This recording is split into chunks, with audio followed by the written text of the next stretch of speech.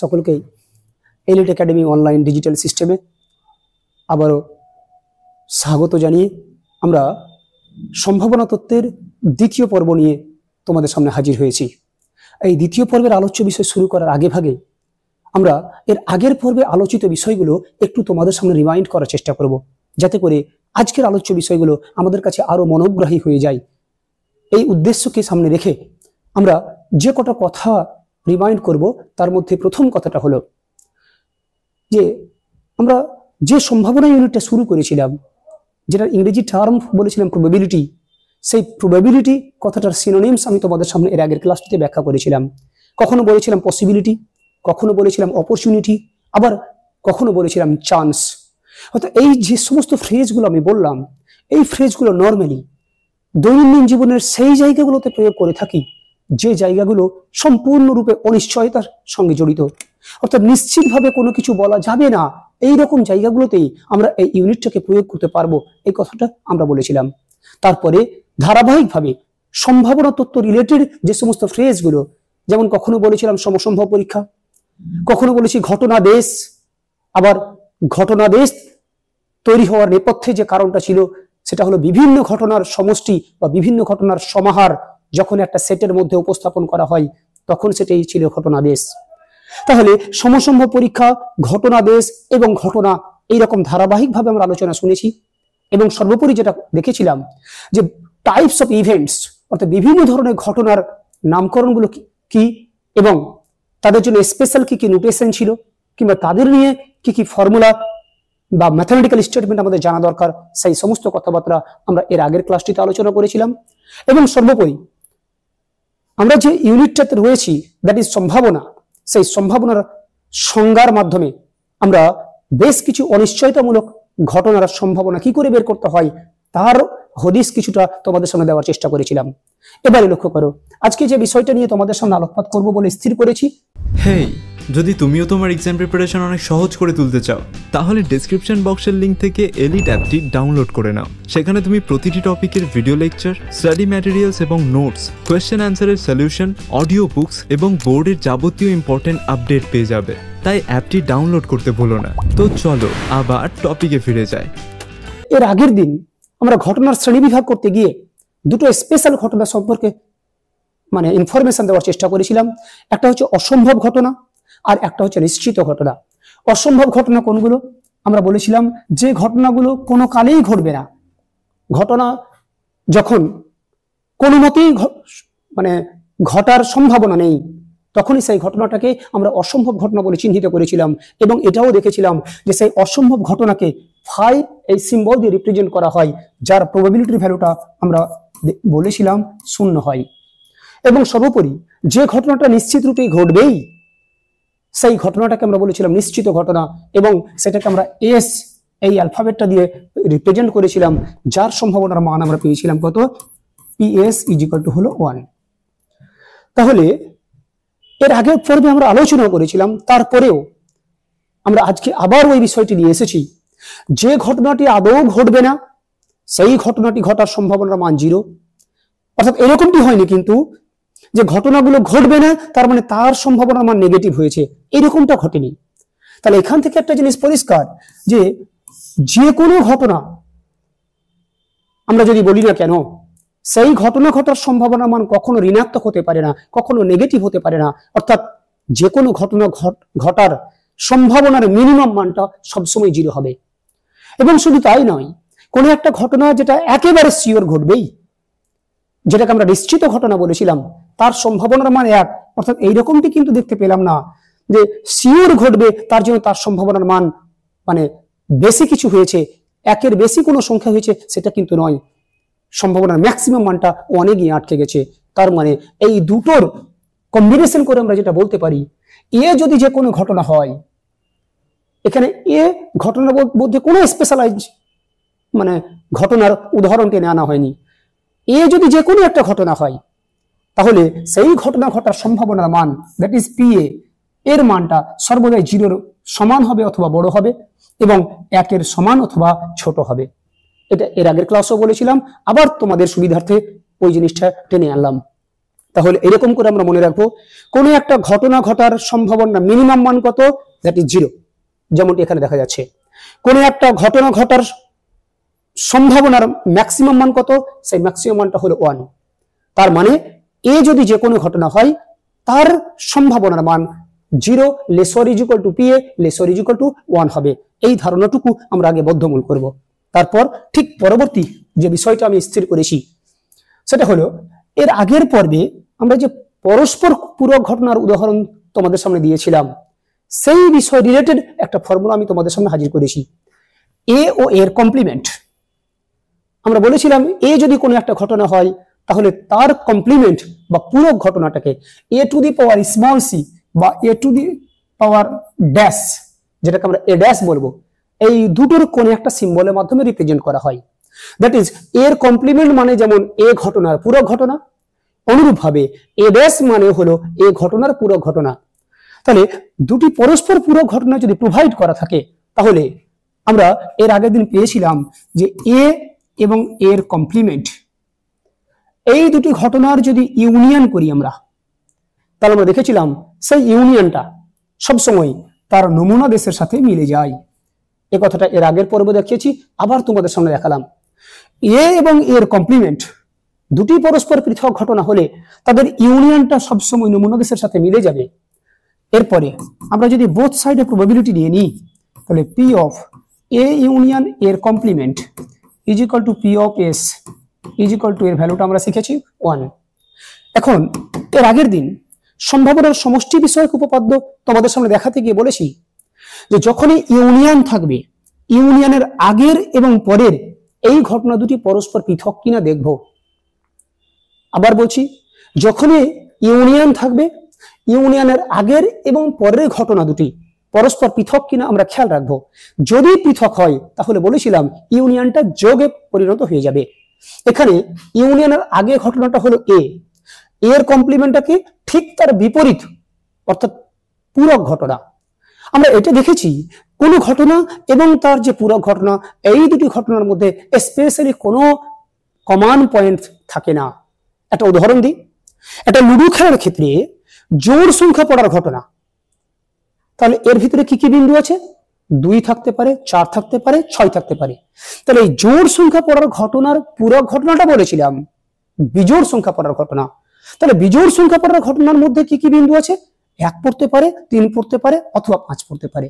তাহলে একদিকে জোড় সংখ্যা পড়ার ঘটনা, যার ভিতরে 2, 4, 6 এই 3 রকম বিন্দু অবস্থান করতে পারে। ঠিক তার পূরক ঘটনা বা বিপরীত ঘটনাটা কি ছিল? বিজোড় সংখ্যা পড়ার ঘটনা, যার ভিতরে 1 অথবা 3 অথবা 5 এই বিন্দুগুলো এসে থাকতে পারে। তাহলে এই যে দুটি পরস্পর পূরক ঘটনা, সেই ঘটনা দুটির মধ্যে কি কোনো কমন পয়েন্ট আছে?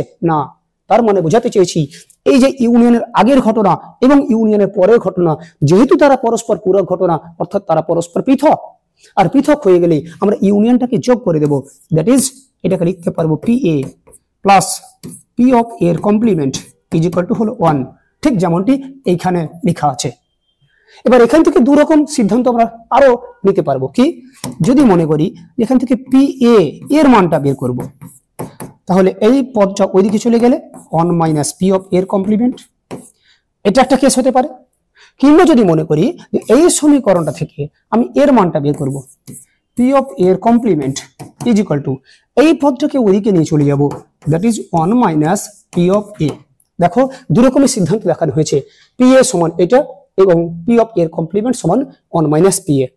ব্যাস, যা কিছু দেখানো হচ্ছে সবগুলোই আমরা ফর্মুলা আকারে মাথার মধ্যে মানে বদ্ধমূল করে নেব, যাতে করে ইন ফিউচার যখন প্রবলেমস এর মধ্যে রেফারেন্স গুলো ইউজ করব তখন যাতে আমাদের বুঝতে অসুবিধার মধ্যে পড়তে না হয়। তাই এবার ঠিক পরবর্তী আরো একটা ফর্মুলা নিয়ে তোমাদের সামনে হাজির হয়েছি। শুধু একটা ফর্মুলা নয়, এর দুটো পার্ট রয়েছে, একটা সামনের দিকের পার্ট এবং একটা তার কনভার্স পার্ট। দুটো পার্টই আমি তোমাদের সামনে আগে দেখাবো, তারপর আজকে অঙ্কের মাধ্যমে তাদের ব্যবহারিক প্রয়োগ আমি অবশ্যই তোমাদের সামনে পরিবেশন করার চেষ্টা করব। লক্ষ্য করো যে কোনো ঘটনা ঘটার সম্ভাবনার মান যদি আমাদেরকে প্রোভাইড করা থাকে, দ্যাট ইজ পি এ, এর ভ্যালুটা আমাকে দেওয়া আছে, সেই ভ্যালুটা মনে মনে ধরে নিয়েছি, সেটা হলো m/n। তাহলে ওই পার্টিকুলার ঘটনাটা ঘটার অনুকূলে সুযোগ কত? কিংবা প্রতিকূলে বা সুযোগ কত সেটা বের করার যে ফর্মুলা, সেই ফর্মুলাটা লিখে রেখেছি। লক্ষ্য করো যে এ ঘটনার অনুকূলে সুযোগ হবে, উপরের লব যেটা আছে সেটা দেখে দেখে লিখে দিয়েছি H2 বা অনুপাত, নিচেরটা মাইনাস উপরেরটা, that is n minus m। অর্থাৎ কোনো ঘটনা ঘটার সম্ভাবনার মান যদি প্রোভাইড করা থাকে, সেই ঘটনার রেসপেক্টে অনুকূলে সুযোগ কত সেটা বের করার ফর্মুলা বললাম m/2 n মাইনাস m।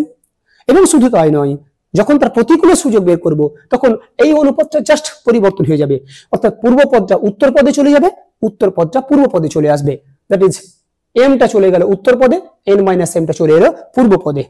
অর্থাৎ এই ফর্মুলাটা যদি মনে রাখতে পারি, ঠিক তার পরের ফর্মুলাটা আমাদের কাছে আরো সহজ হয়ে যাবে, সাবলীল হয়ে যাবে। তাহলে এটার মধ্য দিয়ে আমরা জানতে পারছি কোন একটা ঘটনা ঘটার সম্ভাবনা দেওয়া আছে, তাহলে ওই নির্দিষ্ট ঘটনা ঘটার অনুকূলে সুযোগ কত কিংবা প্রতিকূলে বা সুযোগ কত সেটা আমরা এখান থেকে বের করতে পারবো। এবার একটা উদাহরণস্বরূপ দেখাই। সাপোজ আমাদেরকে বলা আছে যে এ ঘটনা ঘটার সম্ভাবনা 4/5। তাহলে এই ঘটনা ঘটার অর্থাৎ এ ঘটনা ঘটার অনুকূলে সুযোগ, অনুকূলে সুযোগ কি ফর্মুলা বললাম m, m বলতে কত আছে তো 4 is to n minus m, মানে 5 মাইনাস 4। তার মানে আলটিমেট কি পেলাম 4 is to 5 মাইনাস 4 মানে 1। এটা পেলাম অনুকূলে সুযোগ। এবার যখন প্রতিকূলে সুযোগ বলবো, জাস্ট এটা আমরা পরিবর্তন করে দেব, প্রতিকূলে সুযোগ কি ফর্মুলা n মাইনাস m, মানে 5 মাইনাস 4 এটা আগে লিখবো is to 4, তার মানে ফাইনালি পেলাম 1 is to 4। অর্থাৎ এই অনুপাতটা জাস্ট পরিবর্তন হয়ে যখন আমরা লিখছি তখন সেটা প্রতিকূলে সুযোগ পেয়ে যাচ্ছি। তাহলে একটা মানে ফর্মুলা বলার পরে সেই ফর্মুলাটাকে ইউটিলাইজ করে কি করে অনুকূলে কিংবা প্রতিকূলে সুযোগ বের করা হয় সেই জিনিসটার মানে ব্যবহারিক প্রয়োগ তোমাদের সামনে দেখানো হলো। ঠিক এর আরো একটা পার্ট যেটা বলছিলাম যে স্যার আপনি তো বললেন যে কোনো ঘটনার সম্ভাবনা যদি প্রোভাইড করা থাকে তার অনুকূলে প্রতিকূলে সুযোগ আমরা এই ফর্মুলার মাধ্যমে বের করতে পারবো। তাহলে এর কি কনভার্স পার্টটা মানে এর অস্তিত্ব আছে, এর বিপরীত যেটা পার্ট তার কি অস্তিত্ব আছে? তার উত্তর হলো হ্যাঁ, অবশ্যই। অর্থাৎ কোনো ঘটনা ঘটার অনুকূলে সুযোগ কিংবা প্রতিকূলে সুযোগ যদি প্রোভাইড করা থাকে তাহলে আমরা অবশ্যই সেই ঘটনা ঘটার সম্ভাবনার মান বের করতে পারবো। এবার চলে আসি তাহলে ওই ফর্মুলাটা কি ধরনের ফর্মুলা, হচ্ছে এ ঘটনা অনুকূলে সুযোগ যদি a/b হয় তাহলে সেই ঘটনা ঘটার সম্ভাবনা that is PA is equal two হলো প্রথমে যেটা আছে সেই পদটা উপরে লিখবো, অর্থাৎ পূর্ব পদ যেটা সেটা লবে লিখবো, আর নিচে কি লিখবো পূর্ব পদ আর উত্তর পদের সমষ্টি অর্থাৎ a প্লাস b। এবং ওই ঘটনাটা যদি প্রতিকূলে সুযোগ a/b বলে, আমাদের একটা জিনিস যেটা খেয়াল রাখতে হবে অত্যন্ত সতর্কতার সঙ্গে, দুটো ক্ষেত্রে অনুপাতটা সেম। একবার বলছি এটা অনুকূলে সুযোগ, একবার বলছি এটাকে প্রতিকূলে সুযোগ। যখন অনুকূলে সুযোগ বলছি তখন পূর্ব পদ যেটা সেটা উপরে থাকবে, যখন প্রতিকূলে সুযোগ বলবো তখন উত্তর পদ যেটা সেই পদটা উপরে থাকবে, নিচে কিন্তু সেম জিনিসটা এসছে। ফারাক হচ্ছে এইটুকুই, অনুকূলে সুযোগ বলা থাকলে প্রথম পদটা বা পূর্ব পদটা আমরা লবে লিখবো, যদি প্রতিকূলে সুযোগ প্রোভাইড করা থাকে তাহলে দ্বিতীয় পদ বা উত্তর পদ যেটাকে পরপদ বলি সেটা লবে লিখবো, আর নিচে সবসময় ওই অনুপাতের যে সংখ্যা বা অনুপাতের যে পদ সেইগুলোর যোগফল করব, that is a plus b। অর্থাৎ এখান থেকে যদি এরকম বলা থাকে যে এ ঘটনার অনুকূলে সুযোগ মনে করো 5:11, এ ঘটনা অনুকূলে সুযোগ 5:11 হলে PA, আমরা PA বের করার যে ফর্মুলা এক্ষুনি শিখলাম সেই ফর্মুলাটা প্রয়োগ করব, পূর্ব পদ যেটা সেটা লিখবো লবে, আর নিচে এই দুটির সমষ্টি দ্যাট ইজ 5 প্লাস 11, তার মানে কি পেলাম 5/16। যদি সেম জিনিস বলে দেয় যে এ ঘটনার প্রতিকূলে সুযোগ, ওই সেম জিনিস 5:11 হলে PA ইজ ইকুয়াল টু আমরা বলতে পারবো, যেহেতু এটা প্রতিকূলে সুযোগ বলা আছে তাহলে উত্তর পদ বা দ্বিতীয় পদ বা পরপদ যেটা সেটা লবে লিখবো, that is 11/5 plus 11, that is আমরা পেয়ে যাবো 11/16। আশা করি তোমরা বুঝতে পেরেছো যে শুধু ফর্মুলা নয়, শুধু তারা একে অপরের বিপরীতধর্মী ফর্মুলা নয়, সেই ফর্মুলাগুলো প্রয়োগ করে কি করে অঙ্কের সমাধান করতে হয় সেটাও তোমাদের সামনে একটা একটা করে দেখানো হচ্ছে, যাতে সত্যিকারের যখন আমরা তোমাদের সামনে মানে এক্সারসাইজের প্রবলেমস নিয়ে আসবো যাতে করে ওই প্রবলেমস গুলো আমরা খুব সাবলীলভাবে সমাধান করতে পারি। ঠিক এর পরবর্তী যে কোনো দুটি ঘটনা এ আর বি এর ক্ষেত্রে, এখানে এ আর বি সম্পর্কে স্পেশাল কোনো সিদ্ধান্ত বলেনি। এ আর বি এনি টু ইভেন্টস যদি হয় তাহলে আমরা তিন রকম সিদ্ধান্ত নিতে পারবো। প্রথম সিদ্ধান্ত হচ্ছে পি এ সমান P of A intersection B plus P of A intersection B এর কমপ্লিমেন্ট। দ্বিতীয়টা P B is equal to P of A intersection B plus P of A এর কমপ্লিমেন্ট ইন্টারসেকশন বি, এবং সর্বোপরি P of A union B সমান P A plus P B minus P of A intersection B. এই টাইপের formula আমরা 11 first সেমিস্টারে set চ্যাপ্টারে লক্ষ্য করেছিলাম। এটা পি দিয়ে আছে প্রবাবিলিটি চ্যাপ্টারের জন্য, সেট চ্যাপ্টারে ছিল এটা এন দিয়ে, অর্থাৎ number of elements of the set A union B is equal to number of elements of the set A plus number of elements of the set B minus number of elements of the set A intersection B. অর্থাৎ set চ্যাপ্টারে same জিনিসটাই ছিল, শুধু N দিয়েছিল। এখন এই ফর্মুলাগুলো কিভাবে বের করতে হয় তার কিছু ঝলক আমি তোমাদের সামনে অবশ্যই দেখাবো, আর না হলে তোমাদের মনের মণিকোঠায় এই ফর্মুলাগুলো গ্রথিত হতে পারবে না। তাই দেখাচ্ছি, লক্ষ্য করো। আমরা এই পুরো বিষয়টাকে চিত্রাকারে সেট চ্যাপ্টারের মতো করে তোমাদের সামনে পরিবেশন করব। আমরা সেট চ্যাপ্টারে ভেন ডায়াগ্রাম পড়েছিলাম। ভেন ডায়াগ্রামে কি ছিল? একটা আয়তক্ষেত্রের মাধ্যমে একটা সার্বিক সেটকে রিপ্রেজেন্ট করতে হয়। এখানে অনুরূপ ধারণা, এখানে একটা আয়তক্ষেত্রের মাধ্যমে আমরা পুরো নমুনা দেশটাকে চিহ্নিত করব, যেটাকে আমরা এস নাম দিচ্ছি। অর্থাৎ এটা হচ্ছে পুরো নমুনা দেশ। ওর ভিতরে যেহেতু দুটি ঘটনা এ আর বি, তাই সেই ঘটনা দুটিকে আমরা দুটো বৃত্তের মাধ্যমে সূচিত করব। একটা ঘটনার নাম হচ্ছে এ আর একটা ঘটনার নাম হচ্ছে বি। অর্থাৎ প্রথম যে বৃত্ত সেটা এ, দ্বিতীয় যে বৃত্ত তার নাম হচ্ছে বি। এখন লক্ষ্য করো, এই দুটো বৃত্ত যখন আমি বোর্ডে তোমাদের সামনে এঁকেছি তখন তিনটা অংশ স্পষ্ট দেখতে পাচ্ছি। একটা অংশ হচ্ছে তাদের এই কমান অংশটা, আর একটা অংশ এই যে এইদিকে সাদা দিকে, আমি অন্য কালার দিয়ে তোমাদের সামনে দেখাই তাহলে বোঝা যাবে। আর একটা অংশ আছে ওই বি এর মধ্যে, সেটা অন্য কালার দিয়ে দেখাচ্ছি, তোমরা লক্ষ্য করো। এই কালারটা চয়েস করলাম, লক্ষ্য করো।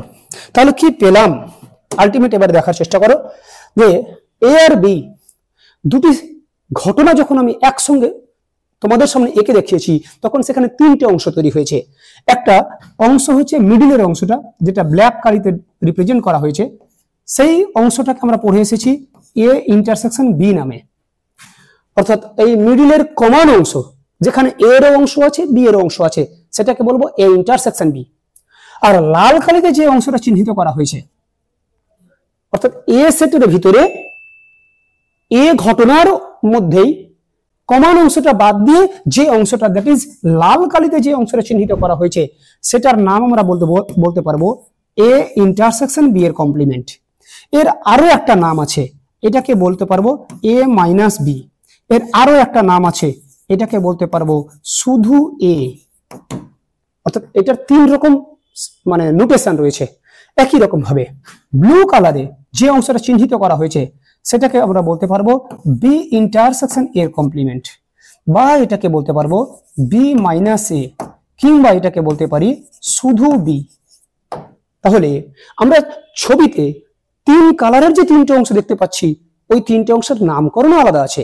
প্রথমটার নাম বললাম এ ইন্টারসেকশন বি এর কমপ্লিমেন্ট, মানে এ আছে কিন্তু বি নেই। বি এর কমপ্লিমেন্ট মানে বি নেই।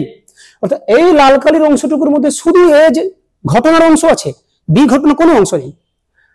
এখানে বি ইন্টারসেকশন এর কমপ্লিমেন্ট মানে এই ব্লু কালারের জায়গাটুকুতে শুধু বি সেটের এলিমেন্টস গুলো রয়েছে, এ সেটের কোনো এলিমেন্টস নেই। আর এই যে তিনটে অংশ, এই তিনটে অংশের টোটালিটি বা তিনটে অংশের এগ্রিগেট বা তিনটি অংশের কম্বিনেশন আমরা এ ইউনিয়ন বি নামে চিহ্নিত করতে পারবো। অর্থাৎ এ ইউনিয়ন বি মানে হলো এই যে তিনটে অংশ, এই যে তিন ধরনের কালার আমি ইউজ করেছি, সেই তিন ধরনের কালার মিলিয়ে সম্মিলিত যে জায়গাটুকু, সেটাই হচ্ছে এ ইউনিয়ন বি। এখন আমি এত কিছু টেনে আনলাম সেট চ্যাপ্টার থেকে, তার কারণ আমরা এই ঘটনাগুলো যদি দেখি তাহলে ওইটার সাহায্য আমাকে নিতে হবে। এখন ছবিতে লক্ষ্য করো, এ যে ঘটনাটা, এটা অ্যাকচুয়ালি দুরকম কালারের কম্বিনেশন নিয়ে তৈরি করা হয়েছে। একটা হচ্ছে লাল কালার, একটা হচ্ছে কালো কালার। লাল কালারের অংশটার নাম বলেছি আমরা এ ইন্টারসেকশন বি এর কমপ্লিমেন্ট, আরেকটা কালো কালারের অংশ, তার নাম বলেছি এ ইন্টারসেকশন বি। তাহলে এখন দেখো এই দুটোর যদি ইউনিয়ন বা যোগফল করি, লাল কালার এবং কালো কালার, এই দুরকম কালার যদি একসঙ্গে যোগ করে দিই, তাহলে নিশ্চয়ই আমরা প্রথম ঘটনাটা অর্থাৎ এ ঘটনাটা তুলে ধরতে পারবো। তাই এ সমান লিখেছি এই দুটো যোগফল। এরপর বোথ সাইডে আমরা পি নিয়ে নেব। লক্ষ্য করো, P A is equal to P of A intersection B এর complement union A intersection B. তারপরে P A is equal to, লক্ষ্য করো আমি আজকে একটা কথা বললাম, যখনই ইউনিয়ন থাকবে তখন আগের এবং পরের ঘটনা পরস্পর পৃথক কিনা দেখব। এই কথাটি আমরা এর আগের ক্লাসটিতেও বলেছিলাম, এবং এটাই হচ্ছে আমাদের প্রবাবিলিটির যে কোনো অঙ্ক করার মেন ফান্ডা, যে ইউনিয়নের আগে যেটা আর ইউনিয়নের পরে যেটা। আমরা ছবিতে দেখিয়েছি, ইউনিয়নের আগেরটা হচ্ছে লাল কালারের অংশ, ইউনিয়নের পরে হচ্ছে কালো কালারের অংশ। আচ্ছা, তোমরা এই ছবিটা দেখে বলো দেখি, নিজে নিজে সিদ্ধান্ত নিতে শুরু করো যে লাল কালার এবং কালো কালারের এই দুটো অংশের মধ্যে কি কোনো কমন জায়গা আছে? দ্যাট ইজ, আমি বোঝাতে চাইছি এমন কি কোনো জায়গা আছে যে জায়গাটুকুতে লাল কালার এবং কালো কালার দু রকমই চলে এসেছে? না, কখনোই আসেনি। তার মানে সেই ঘটনা দুটি, সেই অংশ দুটি পরস্পর পৃথক। তাহলে ইউনিয়নের আগের পরের ঘটনা পরস্পর পৃথক, তার মানে আমি বলেছি ইউনিয়নটা যোগ হয়ে যাবে। That is P of A intersection B এর complement plus P of A intersection B. তোমরা লক্ষ্য করো আমাদের এটাই 1 নম্বরে প্রমাণ করতে দিয়েছিল, এই যে P A is equal to P of A intersection B চলে এসছে, plus P of A intersection B এর কমপ্লিমেন্ট, সেটাও তোমরা দেখতে পাচ্ছ। তাহলে এই ঘটনাটা দুটি অংশের কম্বিনেশন নিয়ে তৈরি করা হয়েছিল, তাই এইরকম ভাবে প্রমাণটা করলাম। একই রকম ভাবে বি ঘটনাটা, ওটাও তো দুটি অংশের কম্বিনেশন তৈরি করা হয়েছে। তাহলে একই রকম ভাবে যদি আমরা বি নিয়ে আলোচনাটা শুরু করি, তাহলে দ্বিতীয় প্রমাণটা পেয়ে যাব। ওই প্রমাণটা যেহেতু এর সাথে আইডেন্টিক্যাল, তাই ওইটা আর করছি না, ওইটা তোমরা নিজে নিজে করবে, তাহলে তোমাদের কনফিডেন্স আরো বেড়ে যাবে। এবার এই 3 নম্বরটা যেহেতু আলাদা, সেটাও আমি প্রমাণ তোমাদের সামনে দেখাবো। লক্ষ্য করো, একটু আগে বললাম এ ইউনিয়ন বি, লিখছি আবার এ ইউনিয়ন বি। এটা কটা অংশের কম্বিনেশন তৈরি করা হয়েছে? 3টে। একটা অংশ হচ্ছে এ ইন্টারসেকশন বি এর কমপ্লিমেন্ট, একটা অংশ হচ্ছে এ ইন্টারসেকশন বি, আর একটা অংশ হচ্ছে বি ইন্টারসেকশন এর কমপ্লিমেন্ট। এই 3টের ইউনিয়ন বা 3টের যোগফলটাই হচ্ছে এটা। এটাই কিন্তু আমরা বলেছিলাম। তারপরে আগের মতো বোথ সাইডে পি নিয়ে নিচ্ছি। এরপরে লক্ষ্য করো আবার কিন্তু ইউনিয়ন আছে। তাহলে আমি দেখবো ইউনিয়নের আগের এবং পরের ঘটনা তারা পরস্পর পৃথক কিনা। লক্ষ্য করো এ ইন্টারসেকশন বি এর কমপ্লিমেন্ট, তার মানে লাল কালারটা, এ ইন্টারসেকশন বি মানে কালো কালারটা, এবং বি ইন্টারসেকশন এর কমপ্লিমেন্ট মানে ব্লু কালারটা। আচ্ছা, গোটা ছবির মধ্যে এমন কি কোনো জায়গা দেখতে পাচ্ছি যেখানে 3 রকম কালার কিংবা 2 রকম কালার একই জায়গাতে চলে এসেছে? কখনো আসেনি। তার মানে এই ঘটনাগুলি পরস্পর পৃথক, আর পরস্পর পৃথক হয়ে গেলে যেহেতু ইউনিয়ন আছে, কিসে পরিণত হবে বলেছি? যোগফলে পরিণত হয়ে যাবে। তাই সেটাই লিখছি is equal to P of A intersection B এর complement, P of A intersection B plus P of B intersection এর কমপ্লিমেন্ট। এখন লক্ষ্য করো এই যে প্রথমটা যেটুকু নিচে আন্ডারলাইন করলাম, আর প্রথম ফর্মুলা লক্ষ্য করো এই যে যেটা নিচে আন্ডারলাইন করলাম, এই দুটো সেম। তাহলে এর মানটা এই সমীকরণ থেকে আমরা বের করতে পারবো। আমি যদি বলি প্রথম সমীকরণ থেকে এর মানটা কত বলো, তাহলে তোমরা প্রত্যেকেই পারবে যে এই পদটাকে স্যারের দিকে নিয়ে চলে আসতে হবে। তার মানে পি এ এটা equal minus P of A intersection B সমান ওটা হয়ে যাবে। তাই এর মানটা আমি এখান থেকে বসিয়ে দেবো। কি লিখবো? P A minus P of A intersection B. আর দ্বিতীয় পর্যায়ে যেমন আছে ওই রকমই রেখে দিলাম, প্লাস এই যে 3 নাম্বার এই পদটা 2 নম্বর সমীকরণ থেকে পেয়ে যাব পি অফ বি ইন্টারসেকশন এর কমপ্লিমেন্ট, এখানেও বি ইন্টারসেকশন এর কমপ্লিমেন্ট। তাহলে এর মানটা আগের মতোই এই পদটাকে ওইদিকে নিয়ে চলে যাব। তাহলে কত হবে? P B minus P of A intersection B. এর ফলে কি ঘটলো লক্ষ্য করো, সেম জিনিস কেটে গেল। তাহলে ফাইনালি পড়ে থাকলো P A plus P B minus P of A intersection B. লক্ষ্য করো আমরা যে প্রমাণটা চাইছিলাম P of A union B is equal to P A plus P B minus P of A intersection B, সেটা কিন্তু পেয়ে গেছি। তাহলে এই প্রমাণগুলো পরীক্ষায় 2 নম্বরের জন্য আসে, তার জন্য তোমাদের সামনে আমি করে দেখালাম। আশা করি পুরো বিষয়টা এমন কোনো জায়গা দেখতে পাইনি যেখানে জটিলতা তৈরি হওয়ার পসিবিলিটি থেকে গেছে। একেবারে স্মুথ আলোচনা।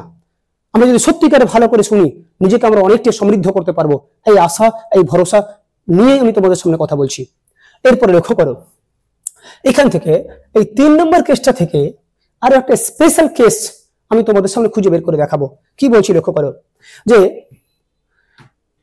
এখানে বলেছিলাম এআরবি যে কোনো দুটি ঘটনা, কিন্তু ওই ঘটনা দুটির উপরে যদি স্পেশাল একটা কেস চাপিয়ে দিই, যে এআরবি যদি পরস্পর পৃথক হয়ে যায়, আমি এইদিকে লিখছি লক্ষ্য করো, যে এ ও বি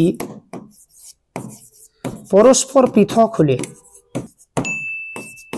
এর আগের দিনই বলেছিলাম, যেদিন আমরা পরস্পর পৃথক ঘটনা উদাহরণ দিই কিংবা ডেফিনেশন বলি, সেদিন বলেছিলাম এআরবি যদি পরস্পর পৃথক হয়ে যায় তাহলে তাদের ইন্টারসেকশনে কোনো এলিমেন্টস থাকবে না, that is phi. A intersection B is equal to phi হয়ে যাবে। আচ্ছা, বোথ সাইডে যদি পি নিয়ে নিই, P of A intersection B is equal to P phi, এর মান কত দেখেছিলাম, দ্যাট ইজ ইকুয়াল টু 0। তাহলে এখন দেখো এই যে ফর্মুলা, এই ফর্মুলাটা নবরূপে কিভাবে আমাদের সামনে দেখা দেবে। এটা বলেছিলাম এআরবি যে কোনো দুটি ঘটনার জন্য, কিন্তু যখন এই ফর্মুলার উপরে এই সিদ্ধান্তটা প্রয়োগ করলাম যে এআরবি পরস্পর যদি পৃথক হয়ে যায়, তখন কি ঘটছে লক্ষ্য করো, therefore P of A union B সমান কি হবে, পি এ যেমন ছিল লিখছি প্লাস পি বি, আর মাইনাস দিয়ে যেটা ছিল এর মান তো 0 হয়ে গেছে, এর মান 0 হয়ে গেছে, সেটাই আমরা দেখিয়েছি। তাহলে এই ফর্মুলাটাই রিভাইজড রূপে আমাদের সামনে যেভাবে দেখা দিল, সেটা হলো P of A union B সমান P A plus P B. অর্থাৎ কিরকম ঘটলো লক্ষ্য করো, এখানে ছিল ইউনিয়ন। আমি বলেছিলাম যখন ইউনিয়ন থাকবে আগের আর পরের ঘটনা পরস্পর পৃথক কিনা দেখবো। লক্ষ্য করো, ইউনিয়নের আগে আছে এ, পরে আছে বি, সেই ঘটনা দুটি পরস্পর পৃথক বলেই দিয়েছি। তার যেই পৃথক হয়ে গেছে, ইউনিয়নটা যোগে পরিণত হয়ে গেছে, যেটা এর আগের দিন আমি সম্ভাবনা সমষ্টি বিষয়ক উপপাদ্যের ক্ষেত্রে দেখিয়েছিলাম। ওই সেম জিনিসটা আবার তোমাদের সামনে প্রমাণ রূপে পেশ করা হলো।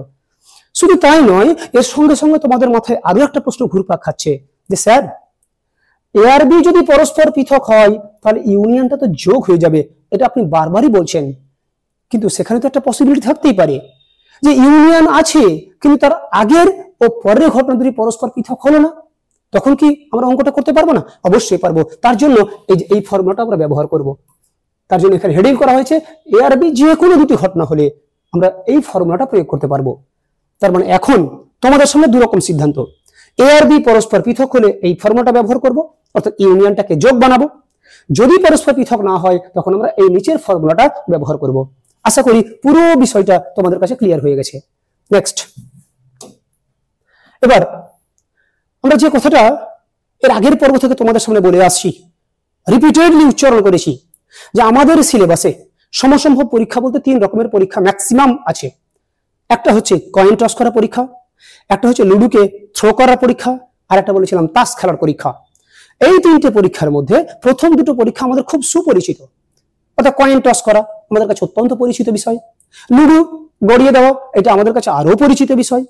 কিন্তু তুলনামূলকভাবে ম্যাক্সিমাম স্টুডেন্টসের কাছে যেটা আমাদের কাছে অপরিচিত, সেই ঘটনাটা আমরা একটু চিত্র আকারে তোমাদের সামনে পরিবেশন করব, যে অন্তত পক্ষে তাস খেলার যে মানে কি বলবো প্রাথমিক হাতে খড়ি ধারণা, সেই জায়গাটা তোমাদের সামনে ব্যাখ্যা করেছি।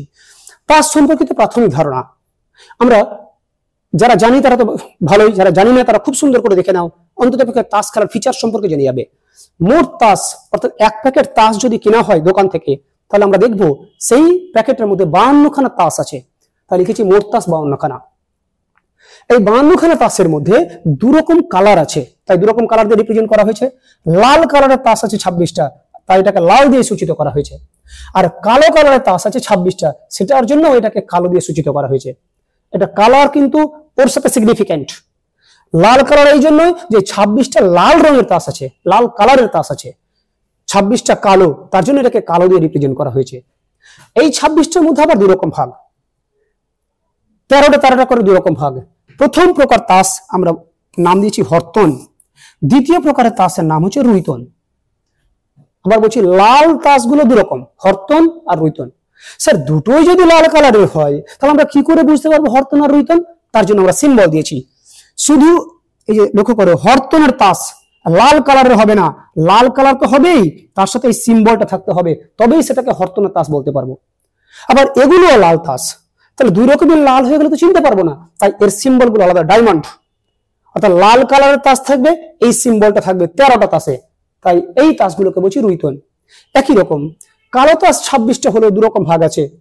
কিসের ভাগ? সিম্বলের দিক থেকে ফারাক। 13খানা কালো তাস থাকবে, যে 13খানা তাসের প্রত্যেকটাতে এইরকম ছবি থাকবে, সেই তাসগুলোকে আমরা বলবো চিড়িতন।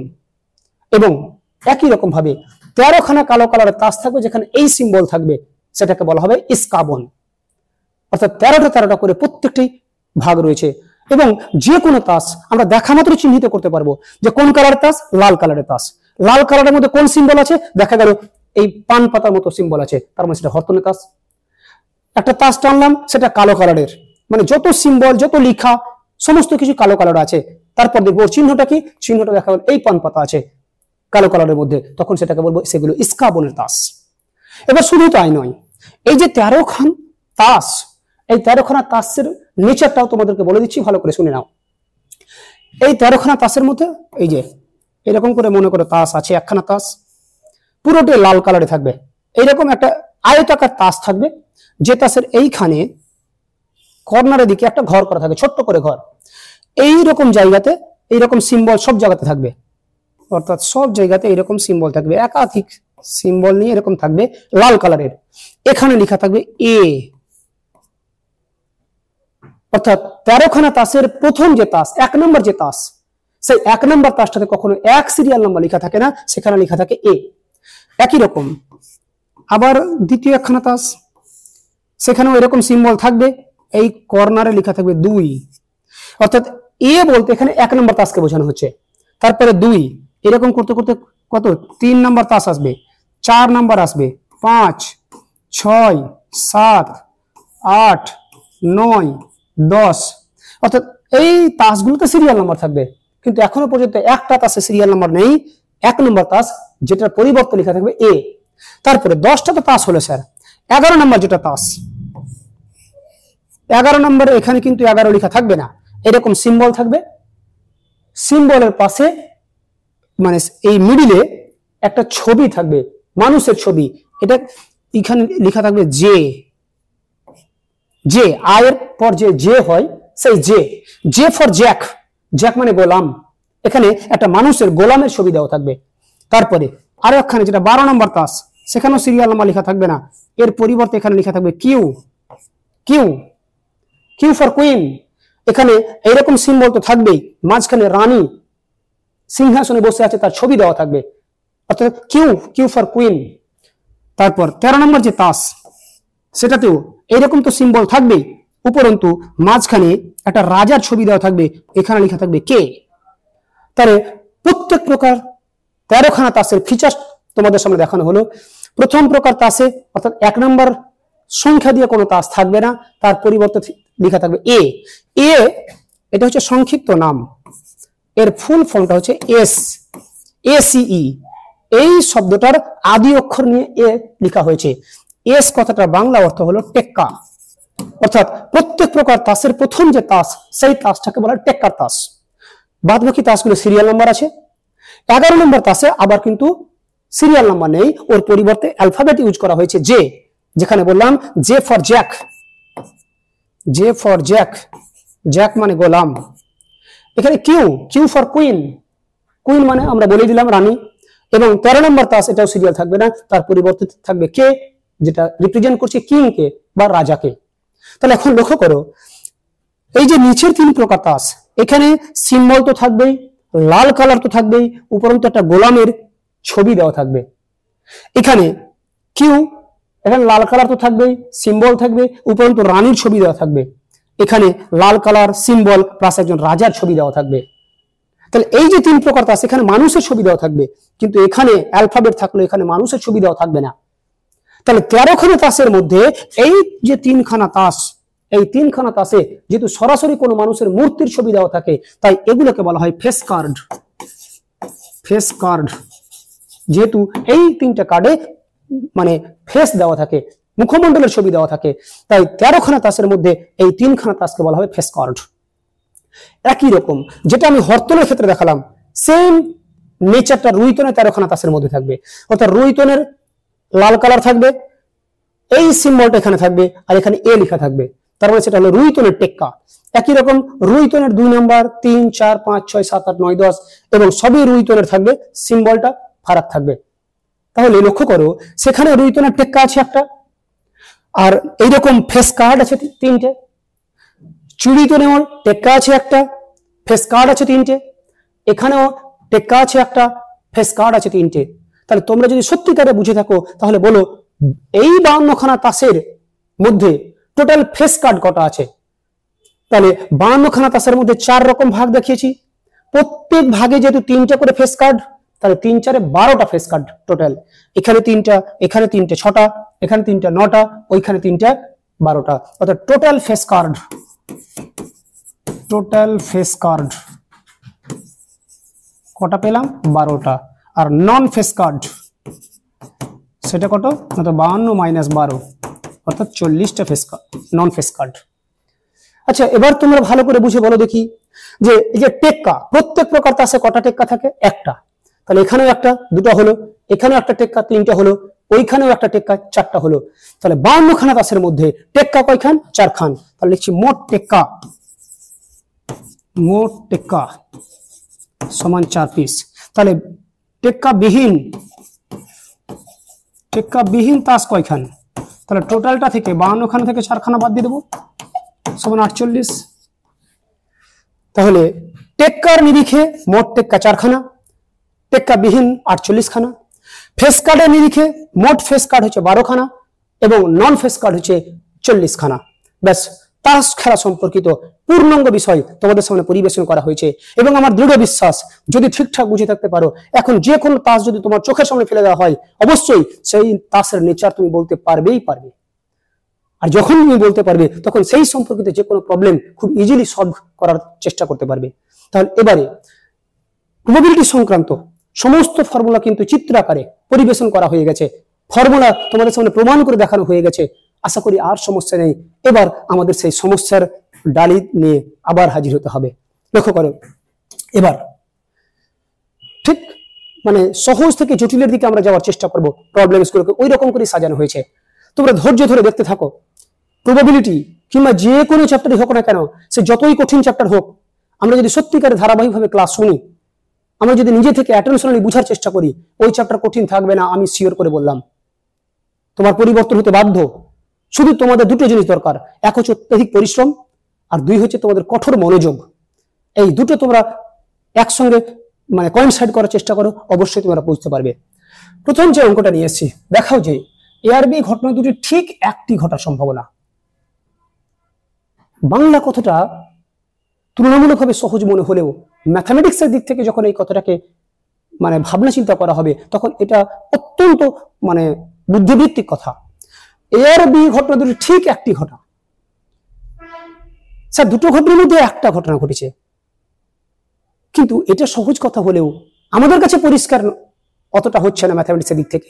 ম্যাথামেটিক্সের দিক থেকে কি ভাববো লক্ষ্য করো, আমরা বলবো এআরবি ঘটনা দুটি ঠিক একটি ঘটেছে, তার মানে হতে পারে এ ঘটেছে কিন্তু বি ঘটেনি, যেটাকে আমরা বলবো এ ইন্টারসেকশন বি এর কমপ্লিমেন্ট। এর আগে একটা উপপাদ্য প্রমাণ করতে গিয়ে আমরা ছবিতে দেখিয়েছিলাম এ ঘটেছে কিন্তু বি ঘটেনি। তার মানে এখান থেকে পরিষ্কার যে দুটো মোট ঘটনার উপস্থিতি আছে ওখানে এ আর বি, যার মধ্যে এটা ঘটেছে বিটা ঘটেনি। কিন্তু তোমরা একটা উদাহরণ সহকারে বোঝার চেষ্টা করো। তোমরা প্রত্যেকে যে ঘরে আছো, মনে করো সেই ঘরে মোট দুটো ব্যক্তি আছো। তাহলে ওই দুটো ব্যক্তির মধ্য থেকে ঘরের বাইরে থেকে কোন একজন তোমাদেরকে ডাকছে যে এই একজন এসে তো। যে ব্যক্তিটা বাইরে থেকে ডাকছে সে কিন্তু জানে না ভিতরে কজন ব্যক্তি আছে, ও শুধু জানে ভিতরে লোক আছে। তাহলে এই একজন এসে তো, দেখা গেল তোমার কোনো বন্ধু বাইরে এসে ওর ডাকে সাড়া দিল। তাহলে ও কিন্তু এটা থেকে জানতে পারলো না যে ভিতরে কজন আছে বা টোটাল কজন ব্যক্তি আছে, এটা কিন্তু জানতে পারলো না, শুধু জানতে পারলো একজন ব্যক্তি এসছে। ওখানে যদি 5 জন ব্যক্তিও থাকে তাহলে কিন্তু ওর কাছে স্পষ্ট নয় যে কজন ব্যক্তি ওখানে উপস্থিত, তার মধ্যে একজন এসছে।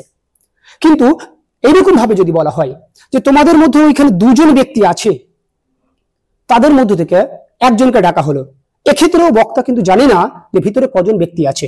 তাহলে ভিতর থেকে যখন একজন এলো, ও তখন এসে বলছে স্যার আমি এসছি, কিন্তু আর একজন এলো না। অর্থাৎ একজনের নাম যদি মানে যদু হয়, একজনের নাম যদি মধু হয়, তাহলে দেখা গেল যদু এলো, যদু এসে স্যারকে বলছে কিংবা যিনি ডাকছেন তাকে বলছে স্যার আমার নাম যদু, আমি এলাম কিন্তু মধু এলো না। তার মানে পরিষ্কার ওখানে দুটো ব্যক্তির উপস্থিতি আছে, তার মধ্যে একজন এসে আর একজন আসেনি। কিন্তু ব্যক্তিটা যদি এরকম না বলে, শুধু যদি একজন চলে আসে, তাহলে কিন্তু বাইরে থেকে যে ব্যক্তিটা ডাকছে তার কাছে স্পষ্ট হবে না যে ভিতরে কজন ব্যক্তি ছিল। তাই এ আর বি, এই যে ঘটনা দুটি, মোট দুটো যে ব্যক্তি আছে, এটা স্পষ্ট করার জন্য আমরা এখানে লিখেছি এ ব্যক্তিটা এসছে, একজনই এসছে কিন্তু আরেকজন অ্যাবসেন্ট আছে বি, অথবা বি এসছে কিন্তু এ এলো না। এটার মধ্য দিয়েও যেমন একটা ব্যক্তি উপস্থিতি বোঝানো হচ্ছে, এটা দিয়েও কিন্তু একটা ব্যক্তির উপস্থিতি বোঝানো হচ্ছে। এটা দিয়ে যে ব্যক্তির উপস্থিতি বোঝানো হচ্ছে, এটা দিয়ে ঠিক অন্য ব্যক্তির উপস্থিতি বোঝানো হচ্ছে। তাই কি বলছে, এ আর বি ঘটনা দুটি ঠিক একটি ঘটা। এ আর বি ঘটনা দুটি ঠিক একটি ঘটা বলতে আমরা লিখছি এ ও বি ঘটনা দুটির ঠিক একটি ঘটা বলতে এই যে এ ইন্টারসেকশন বি এর কমপ্লিমেন্ট অথবা বি ইন্টারসেকশন এর কমপ্লিমেন্ট পরস্পর পৃথক ঘটনা দুটির পরস্পর পৃথক ঘটনা দুটির একটিকে বোঝায়। কি বললাম লক্ষ্য করো, এ আর বি ঘটনা দুটি ঠিক একটি ঘটেছে, তার মানে এটাও ঘটতে পারে অথবা এটা ঘটতে পারে। এবং শুধু তাই নয়, এই ঘটনা দুটি পরস্পর পৃথক। কেন? এখানে এ ব্যক্তি এসছে, এখানে বি ব্যক্তি এসছে, তাই ঘটনা দুটি পরস্পর পৃথক। তাহলে লিখছি অতএব নির্ণেয় সম্ভাবনা, সম্ভাবনা মানে পি লাগাতে হবে। কার সম্ভাবনা বের করব? এটা অথবা এটা, এটা মানে কি এ ইন্টারসেকশন বি এর কমপ্লিমেন্ট, অথবা মানে আমরা সেট চ্যাপ্টার থেকে জেনে এসেছি অথবা মানে হচ্ছে ইউনিয়ন, আর এবং মানে হচ্ছে ইন্টারসেকশন। তাহলে অথবা মানে ইউনিয়ন, ইউনিয়ন দিলাম, তারপরে বি ইন্টারসেকশন এর কমপ্লিমেন্ট। তাহলে আমরা যদি এই ঘটনাটার সম্ভাবনা বের করতে পারি, তাহলে আমাদের রিকোয়ার্ড প্রবাবিলিটিটা বেরিয়ে যাবে। এবার লক্ষ্য করো, ইউনিয়ন আছে মানে আগের আর পরের ঘটনা দুটি পরস্পর পৃথক কিনা দেখবো। আমি তো বলেই দিয়েছি তারা পরস্পর পৃথক, এবং স্পষ্টত তারা পৃথক। কেন? এখানে যে ব্যক্তির উপস্থিতি আছে, এখানে ঠিক উল্টো ব্যক্তির উপস্থিতি আছে। তাহলে ইউনিয়নটা যোগে পরিণত হয়ে যাবে P of A intersection B এর complement plus P of B intersection এর কমপ্লিমেন্ট। তারপরে আজকে আমরা ফর্মুলা প্রমাণ করেছি, আজকে প্রমাণ দেখিয়েছি যে P of A intersection B এর কমপ্লিমেন্ট। লক্ষ্য করো, আজকে যে প্রমাণটা করলাম P of A intersection B এর কমপ্লিমেন্ট, এর মানটা বলবো P A minus P of A intersection B. সেই ফর্মুলাটা লিখছি, এর পরিবর্তে P A minus P of A intersection B.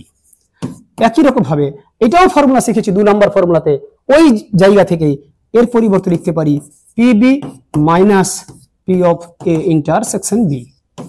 তাহলে কি দাঁড়ালো লক্ষ্য করো, পি এ, এই পিবিটা চলে এলো,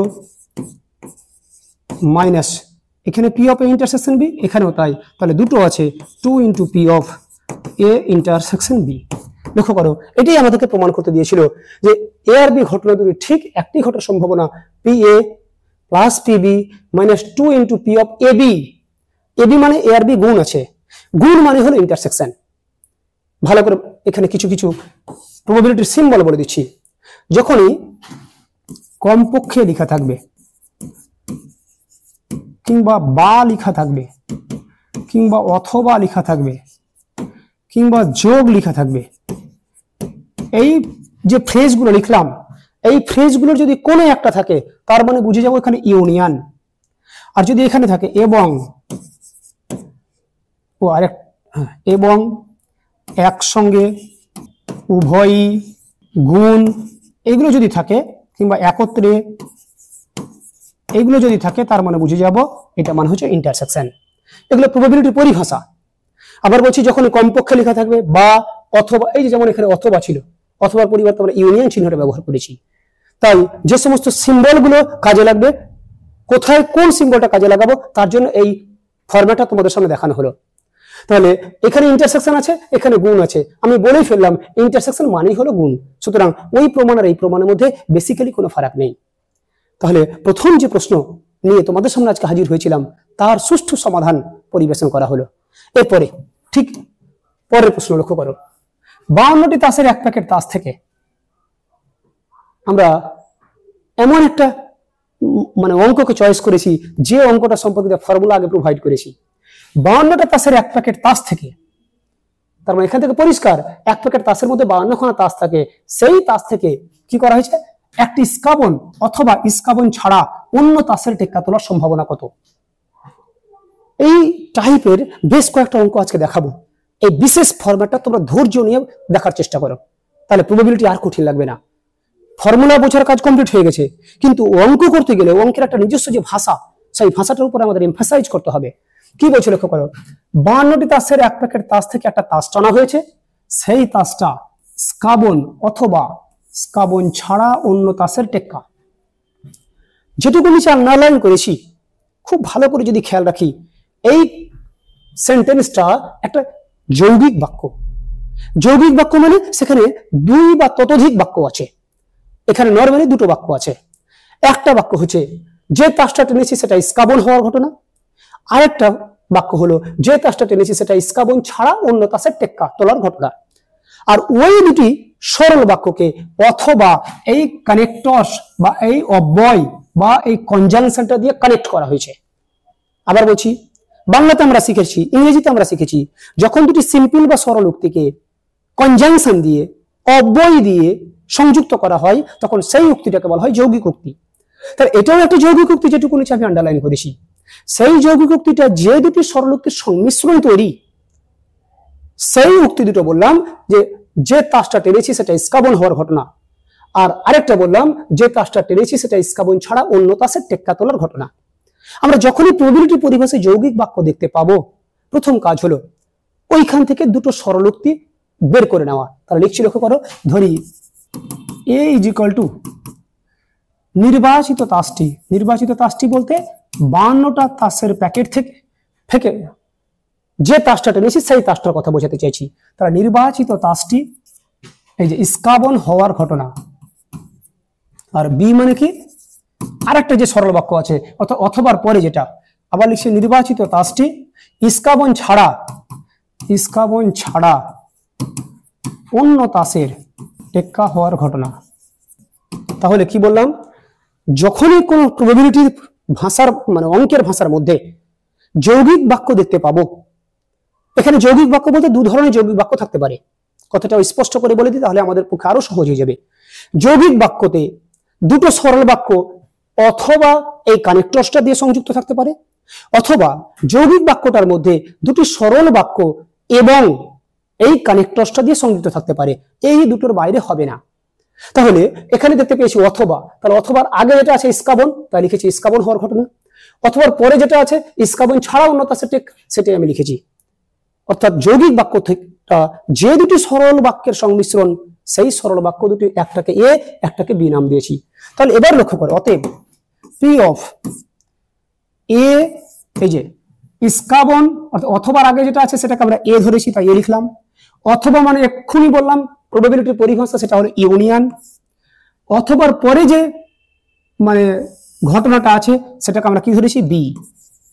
তাহলে এ ইউনিয়ন বি, এ মানে কি ইস্কাবন, ইউনিয়ন মানে কি অথবা, বি মানে কি ইস্কাবন ছাড়া অন্য তাসের টেক্কা, তার সম্ভাবনা, তাই পি লিখেছি। এই যে তার সম্ভাবনা বের করতে বলেছে, তাই আমরা তার শুরুতে পি লিখে দিয়েছি। তাহলে এইটাই আমাদেরকে অ্যাকচুয়ালি খুঁজে বের করতে হবে।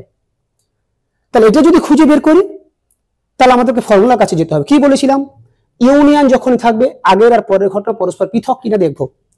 যদি পৃথক হয় তাহলে যোগ হয়ে যাবে, যদি না হয় তাহলে তার জন্য যে ফর্মুলাটা প্রমাণ করলাম সেটা প্রয়োগ করব। ইউনিয়নের আগে আছে এ, মানে যে তাসটা টেনেছি সেটা ইস্কাবন হয়েছে। ইস্কাবন হয়েছে তার মানে কথাটা ভালো করে বোঝার চেষ্টা করো, যে 52খানা তাসের প্যাকেটের মধ্যে ইস্কাবন কয়খানা থাকে, 13খানা। তাহলে 13খানার মধ্যে কোনো একখানা নিশ্চয় টেনেছি। আর বি মানে কি ইস্কাবন ছাড়া অন্য তাসের টেক্কা হওয়ার ঘটনা। আচ্ছা, ইস্কাবন এর 13টা তাসকে যদি বাদ দিয়ে দিই, তাহলে বাকি যে 3 রকম তাস থাকলো, হরতনের তাস, রুইতনের তাস, চিড়িতনের তাস, প্রত্যেক প্রকার তাসে তো একখান করে টেক্কা আছে। তাহলে ইস্কাবনের তাসগুলো বাদ দিয়ে দিলে বাকি যেহেতু 3 রকম তাস পড়ে থাকলো এবং প্রত্যেক প্রকার তাসের ঠিক একটি করে টেক্কা আছে, তাই এখানে যেটা বলছে ইস্কাবন ছাড়া অন্য তাসের টেক্কা, তার মানে নিশ্চয়ই 3খানা টেক্কা আছে।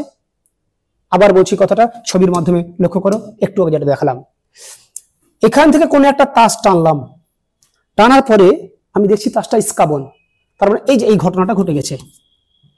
তার মানে 13টা তাসের মধ্যে কোন একটা তাস এসছে, যে তাসগুলোতে কালো কালার আছে এবং এই সিম্বল আছে। অথবা বলছে যে 52খানা তাসের মধ্যে থেকে আমি একটা তাস টানলাম, তাসটা দেখছি, দেখার পর আমরা বলছি যেটা ইস্কাবন ছাড়া, এই যে ইস্কাবনটাকে বাদ দিয়ে দিলাম, অন্য তাসের টেক্কা। তাহলে ইস্কাবন ছাড়া তো 3 রকম তাস আছে রে ভাই, তাহলে 3 রকম তাসের প্রত্যেকটা ক্ষেত্রে একটা করে টেক্কা। তাহলে ইস্কাবন ছাড়া অন্য তাসের টেক্কা মানে হরতনা টেক্কা হতে পারে, রুইতনা টেক্কা হতে পারে, কিংবা চিড়িতনা টেক্কা হতে পারে। তার মানে কয়খান তাস হতে পারে? 3 খান। তাহলে দুটো ঘটনা, একবার ইস্কাবনের তাস যার মধ্যে 13খানা আছে, আর একবার হচ্ছে ইস্কাবন ছাড়া অন্য তাসের টেক্কা, তার মানে তার মধ্যে 3খানা তাস আছে। এই কথাটা বোঝাতে চাইছি যে ইস্কাবনের সাথে এই 3টা তাসের নিশ্চয়ই কোনো মিল নাই, অর্থাৎ ইস্কাবনের যে তাস সেটাকে আমরা এ যেহেতু বলেছি, ইস্কাবন ছাড়া অন্য তাসের যেগুলো টেক্কা সেগুলোকে যেহেতু বি বলেছি, তারা পরস্পর পৃথক, আর পরস্পর পৃথক মানেই হলো ওই ইউনিয়নটা যোগ হয়ে যাবে। তাহলে P A plus P B. এবার পি এ অর্থাৎ এ ঘটনা ঘটার সম্ভাবনা আমরা দেখেছি এর আগের দিন। সম্ভাবনা প্রাচীন সংজ্ঞা থেকে যে কোনো ঘটনার সম্ভাবনা বের করতে গেলে দুটো বিষয় খেয়াল রাখতে হয়। এক, নিচে থাকবে ওর নমুনা বেসের টোটাল কটা বিন্দু আছে, আর উপরে কি থাকবে এই ঘটনার আন্ডারে কটা বিন্দু আছে। খুব ভালো করে লক্ষ্য করো, আস্তে আস্তে আস্তে তোমরা সহজ থেকে জটিলের দিকে অটোমেটিক অগ্রসর হতে পারবে। এ মানে নির্বাচিত তাসটি ইস্কাবন হওয়ার ঘটনা। আচ্ছা, যে তাসটা টেনেছি আমরা সেই তাসটা ইস্কাবন হয়েছে, তার মানে ইস্কাবনের কোন তাসটা হয়েছে সেটা বলেনি। ইস্কাবনের তাস কটা আছে? 13টা। তাহলে উপরে লিখলাম 13। অর্থাৎ এ মানে ইস্কাবন, ইস্কাবনের তাস হচ্ছে 13টা। কিন্তু কতগুলি তাসের মধ্যে থেকে তাসটা টেনেছিলাম? এক প্যাকেট তাস থেকে, অর্থাৎ 52টা তাস থেকে, তাই নিচে লিখে দিলাম 52। তাহলে বোঝা গেছে এ ঘটনা ঘটার সম্ভাবনা বের করার জন্য দুটো জিনিস খেয়াল করলাম। এ ঘটনার ভিতরে কটা বিন্দু আছে, এ মানে ইস্কাবন, ইস্কাবনের তাস কয়টা? 13টা। আর মোট প্যাকেটে কটা তাস ছিল? 52টা, তাই 13/52 প্লাস বি ঘটনার মধ্যে কটা বিন্দু আছে? বি মানে তো বলেছি ইস্কাবন ছাড়া অন্য তাসের টেক্কা, অন্য তাসের টেক্কা মানে 3 রকম তাসের টেক্কা 3 খান আছে, তাই উপরে লিখলাম 3। কিন্তু মোট তাস তো প্যাকেটে 52 খানা ছিল, তাই নিচে 52 অ্যাজ ইউজুয়াল হয়ে গেল। এরপর লসাগু করছি 52, উপরে 13 যোগ 3 16/52। কাটাকুটি যদি করি 4 দিয়ে কাটাকুটি করলে 4 4 16, 4 13 52, দ্যাট ইজ 4/13। লক্ষ্য করো খুব সহজ অঙ্কগুলো, শুধু আমাদের ধারণাটাকে একটু সমৃদ্ধ করতে হবে। এরপরে আমরা নেক্সট প্রবলেম দেখাবো। একটি ঘটনা না ঘটার সম্ভাবনা। আমরা দেখেছি একটি ঘটনা যদি এ হয় সেটা ঘটার সম্ভাবনা মানে পি এ। তাহলে এখানে বলছে একটি ঘটনা না ঘটার মানে এ কমপ্লিমেন্ট। যদি এখানে বলতে একটি ঘটনা ঘটার তাহলে পি এ লিখতাম। ওরা বলে একটি ঘটনা না ঘটার মানে P of A complement is equal to বলা আছে 4/7। আমরা আজকে ফর্মুলা প্রমাণ করেছি পি অফ এর কমপ্লিমেন্ট মানে হলো 1 - পি এ। লক্ষ্য করো আমরা আজকে এটা দিয়ে শুরু করেছিলাম, এই যে পি অফ এর complement is equal to 1 - P A. আমরা এখানেও তাই দেখিয়েছিলাম। তাহলে এই ফর্মুলাটা আমরা ওইখানে প্রয়োগ করলাম, এই যে পি অফ এর complement is equal to 1 - P A. ডান দিকে যেমন ছিল রেখে দিলাম 1, এটাকে এদিকে নিয়ে চলে এলে -4/7 মাইনাস পি এটা ওদিকে চলে গেলে পি এ। তাহলে পি এটা আমি আগে লিখলাম 7 লসাগু 7 কে 7 -4, তার মানে 3/7।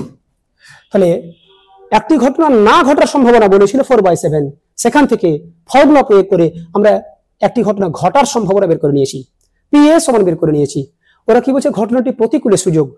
আমরা আজকে দেখেছি কোন ঘটনা ঘটার সম্ভাবনা যদি m/n হয় এ ঘটনা ঘটার সম্ভাবনা 3/7, তাহলে তার প্রতিকূলে সুযোগ লিখছি।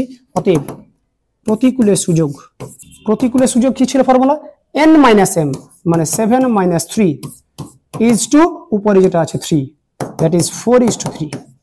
পরীক্ষার সময় আমরা এটা ভুল করে আসি। কি করি?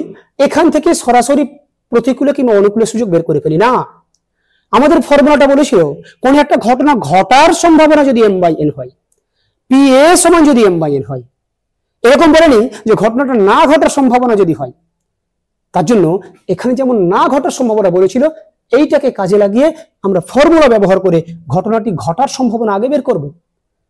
যখন ঘটনাটা ঘটার সম্ভাবনা আমরা পেয়ে গেলাম, তখনই তার অনুকূলে কিংবা প্রতিকূলে সুযোগ বের করতে পারবো, তার আগে কোনো মতে নয়। কেউ এখান থেকে করে নিলে সেটা ভুল বলে পরিগণিত হবে। আশা করি কথা বুঝতে পেরেছ। অনুকূলে প্রতিকূলে সুযোগ বের করতে গেলে আগে ঘটনাটা ঘটার সম্ভাবনার মান জানা থাকাটা আবশ্যিক, আর আদারওয়াইজ সেটা ভুল হবে। এরপর নেক্সট একটা প্রশ্ন।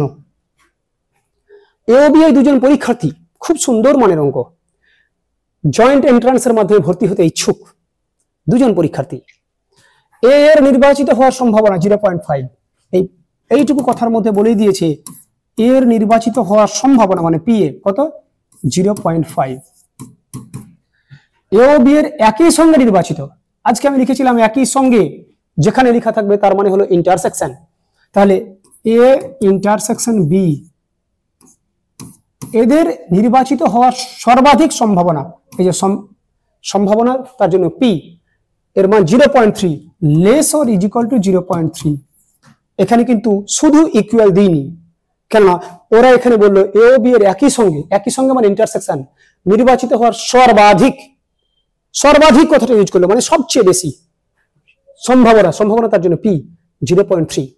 এর মানে হলো এ ইন্টারসেকশন বি এর সম্ভাবনার মান 0.3 অথবা তার চেয়ে কম। তার মানে কি সবচেয়ে বেশি হলো 0.3, তাই less or is equal two কথাটা লিখে ফেলেছি। এবার বলছে বি এর নির্বাচিত হওয়ার সম্ভাবনার মান 0.9 হতে পারে কি? যদি হয় তাও কেন, না হয় যদি তাও বা কেন? Give reasons to support your answer. তাহলে আমরা কি করবো লক্ষ্য করো। আমরা আজকে প্রথমেই আলোচনা করেছিলাম যে কোন একটা ঘটনা ঘটার সর্বাধিক সম্ভাবনার মান হচ্ছে 1, অর্থাৎ 1 এর বেশি হবে না, আবার 0 কম হবে না। আজকে আমরা প্রথমেই প্রমাণ করেছিলাম যে কোনো ঘটনা তার সম্ভাবনার ম্যাক্সিমাম মান হচ্ছে 1, অর্থাৎ less or is equal to 1, আর মিনিমাম মান হচ্ছে 0, অর্থাৎ greater or is equal to 0। এই দুটোর পসিবিলিটির মধ্যে সবসময় আসবে। তাহলে আমরা লিখছি P of A intersection B, sorry এখানে ইন্টারসেকশন আছে, আমরা তাহলে এ ইউনিয়ন বি লিখবো। P of A union B আমরা লিখলাম less or is equal to 1। কেন আমরা লিখলাম একটু তোমাদেরকে আমি সাপোর্ট করব। যে আমরা একটা ফর্মুলা শিখেছি, P of A union B সমান P A plus P B minus P of A intersection B. আমি যে ফর্মুলাটা লিখেছি খুব ভালো করে যদি ধ্যান রাখো, তাহলে তুমি এই যে পয়েন্টটা লিখেছি তার ইতিহাসটা খুঁজে পাবে। পি এ এর মানটা দেওয়া ছিল, P of A intersection B এর মানটা দেওয়া ছিল, আর এখানে বলছে বি এর নির্বাচিত হওয়ার সম্ভাবনার মানটা 0.9 হবে না, অর্থাৎ পিবি আমাকে বের করতে বলেছে। তাহলে এই তিনটে পদের ব্যাপারে এখানে আলোচনা করা হয়েছে। তাহলে যে তিনটে পদের ব্যাপারে আলোচনা করা হয়েছে, সেই তিনটে পদ যে ফর্মুলার অংশ, সেই ফর্মুলাটা পুরোপুরি আমরা লিখে ফেলেছি। এটাই হচ্ছে টেকনিক। প্রশ্নের প্রদত্ত শর্তে যে যে পদগুলো দেওয়া আছে, সেই সবকটা পদ যে একটা ফর্মুলার অংশ, সেই ফর্মুলাটা কি সেটা লিখে ফেলেছি। এবার সেই ফর্মুলাটা লেখার পরে আমি দেখলাম এটা তো বইয়ে দেওয়াই আছে, এটাও দেওয়া আছে, এটার মান বের করতে বলেছে। তাহলে যে ফর্মুলাটা লিখেছি সেই ফর্মুলাটাতে কোন টার্মটার ব্যাপারে ওরা নীরব থেকে গেছে, সাইলেন্ট থেকে গেছে, সেটা হলো P of A union B. যে পদটার ব্যাপারে সাইলেন্ট থাকলো, ওই পদটার পসিবিলিটি দুরকম হতে পারে, অর্থাৎ এটাকে দুরকম ভাবে আমরা শুরু করতে পারি। হতে পারে এর মান মানে greater or is equal to 0, অথবা হতে পারে এর মান less or is equal to 1। আবার বলছি, প্রশ্নের যে তিনটে শর্ত দেওয়া ছিল, সেই শর্ত তিনটি যে ফর্মুলার অংশ, সেই ফর্মুলাটা আমাদেরকে রিমাইন্ড করতে হবে। তারপর ওই ফর্মুলাতে ওই তিনটি পদ ছাড়াও যে আরো একটা পদ আছে, যেটার ব্যাপারে কোশ্চেনে সাইলেন্ট ধারণা পোষণ করা হয়েছে, নীরব থেকে গেছে, তার দু রকম উপায় থাকতে পারে। হতে পারে তার মান গ্রেটার অর ইকুয়াল টু 0, অর্থাৎ 0 সমান বা বড়, অথবা হতে পারে তার মান লেস অর ইকুয়াল টু 1। তাহলে এই দুটোর মধ্যে কোনটা নেব স্যার?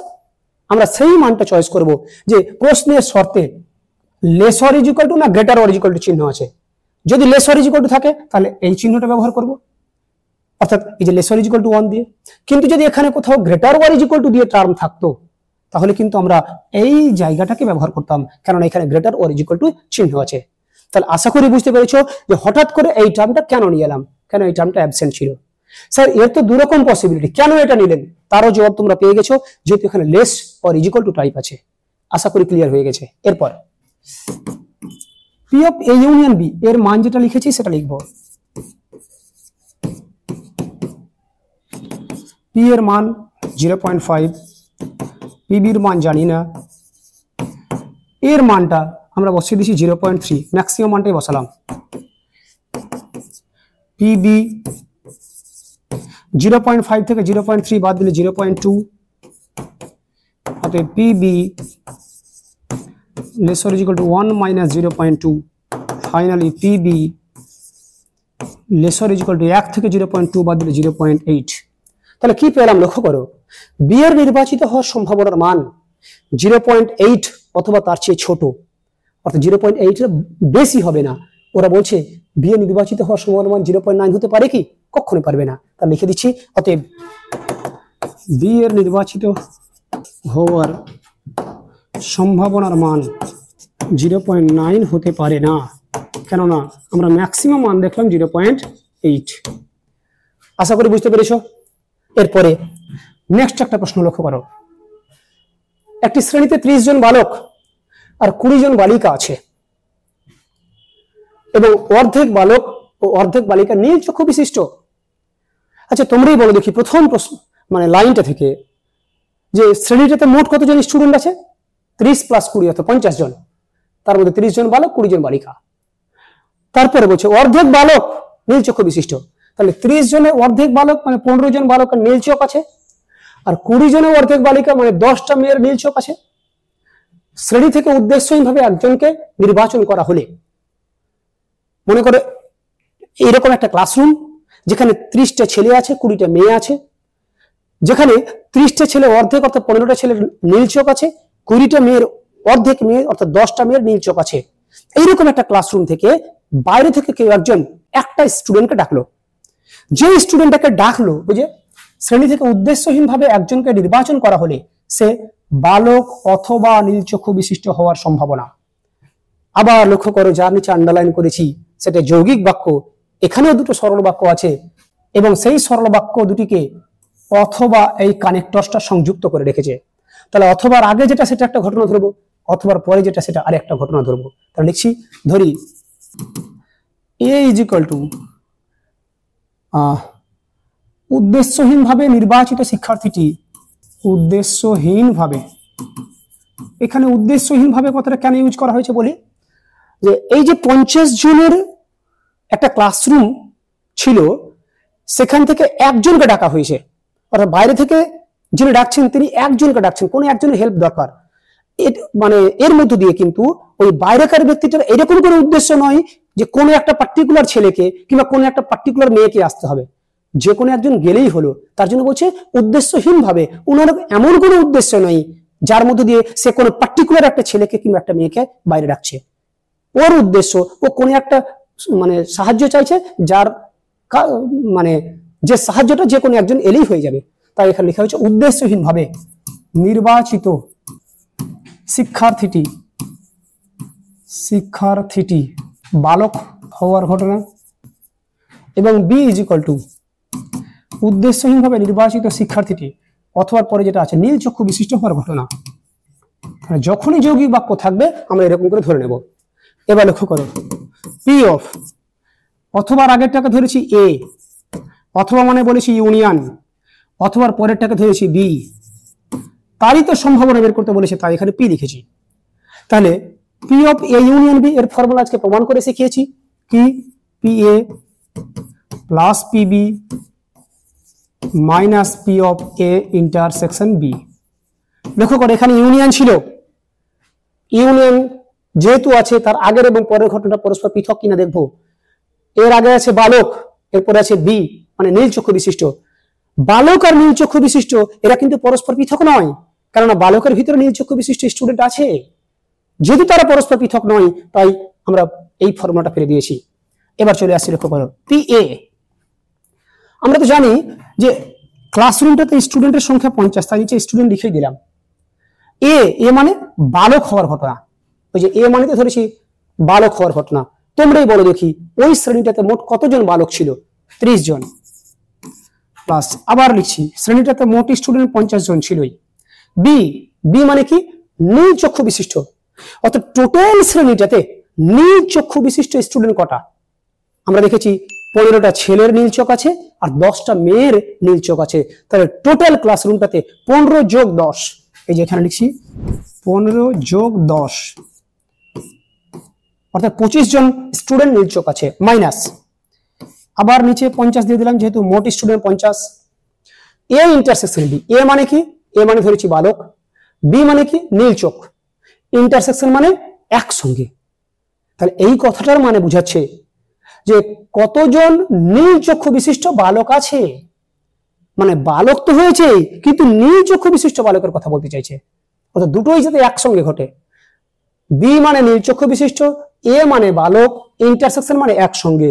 তার মানে বোঝানো হচ্ছে ক্লাসরুমটাতে নীল চোখের বা নীল চক্ষু বিশিষ্ট কতজন বালক আছে।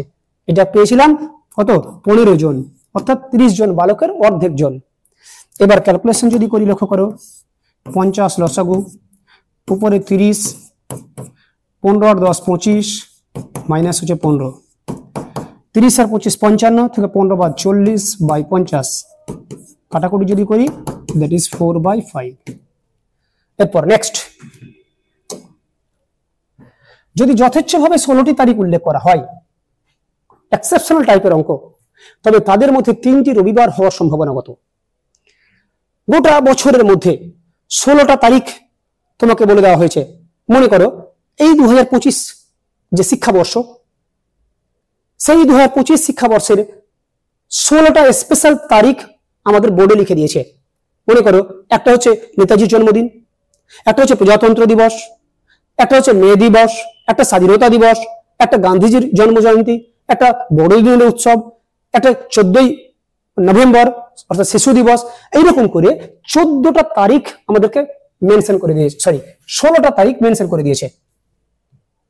তার আগে দেখবো যে 16টা তারিখ মেনশন করে দিল এদের কত রকম পসিবিলিটি থাকতে পারে। তাহলে লিখছি এনএস সমান, খুব ভালো করে এই ঘটনাটা লক্ষ্য করবে। এখানে 16টা তারিখ লেখা আছে, এই যে বললাম 23 জানুয়ারি, 26 জানুয়ারি কিংবা 1 মে কিংবা এরকম করে 16টা তারিখ উল্লেখ করা আছে, কিন্তু ওই তারিখটা কি বার সেটা মেনশন করা নেই।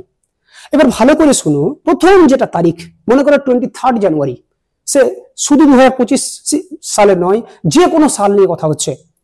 23 জানুয়ারি এই তারিখটা কি বার হবে এটা স্পষ্ট করে বলতে পারবো না, কেননা এখানে কোন ইয়ারের কথা মেনশন করতে চেয়েছে সেই ইয়ারটা স্পষ্ট নয়।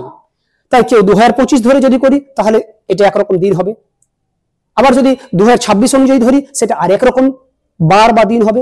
আবার যদি ব্যাকে চলে যাই যে 2000 সালের 23 জানুয়ারি কি বার ছিল, তখন সেটা অন্য কোনো বার হতে পারে।